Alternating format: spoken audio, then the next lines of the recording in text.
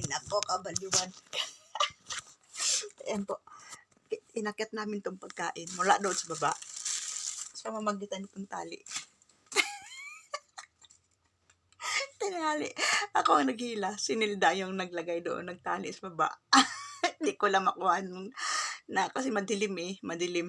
Hindi rin makikita. So, kasi hindi namin madaan doon sa daanan kasi nandoon ang amo namin sa sala. Kaya para-paraan na lang. Noong Pasko, ganun ang ginawa namin. Itong tali na to, ang pinantali namin doon sa pagkain para maakyat. Lalo na ito, tingnan nyo mga kabayan, pagkain namin ngayon. Pasasalo-saluhan namin dito sa kwarto. Bago kami matulog. Ayan, may tasty. Yan.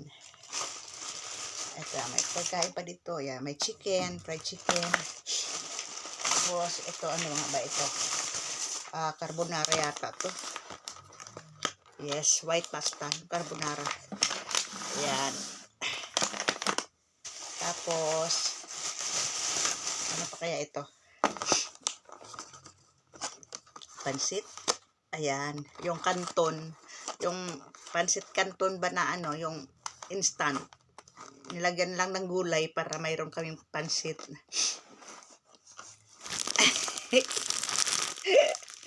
Para-paraan na lang kaming dalawa. Tapos, ito, ayan. Tanggalin natin ang tali. Ito kasi ang unang inakyat. Tinali. Hinila ko naman. Tapos, pangalawa ito.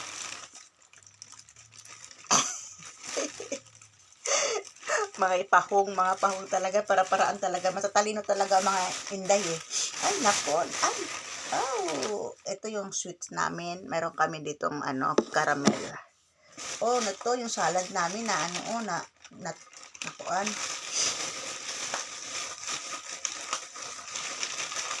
Ayan, may salad kami eh. Ayan, oh.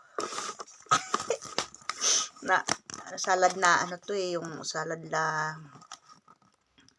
yung leche plant, nilagyan na lang ng, gatas, ganun lang. Pagsalo-saluhan lang namin. Ayan.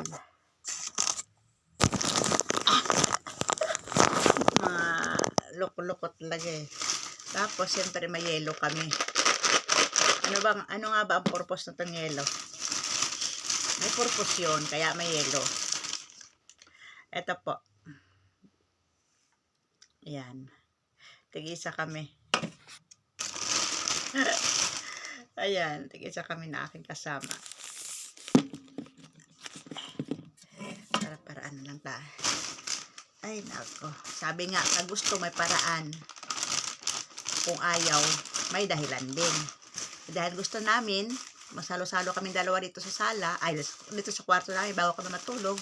Mag-i-enjoy namin yung New Year dahil hindi ko alam kung ito na yung last New Year ko dito sa Bahrain. Hindi ko alam.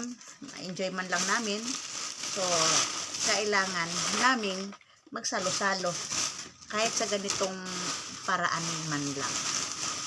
Ayan mga kabayan. So, ngayon, at dahil malaking tulong itong si tali, ano natin, ano ba yun? Ibuhol natin ng maayos kasi mahirap eh. Maganda yung nakakuan.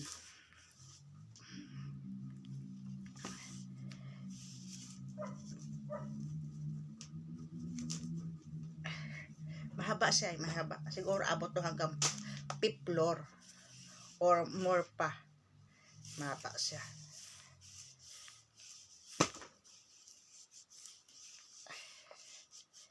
Kasi dito, 3rd floor to dito eh.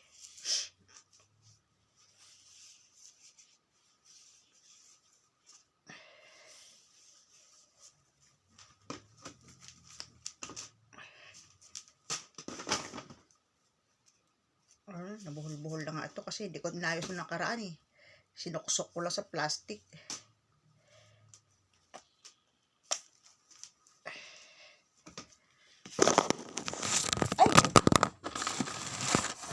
Nahulog pa. Nahulog. Ay,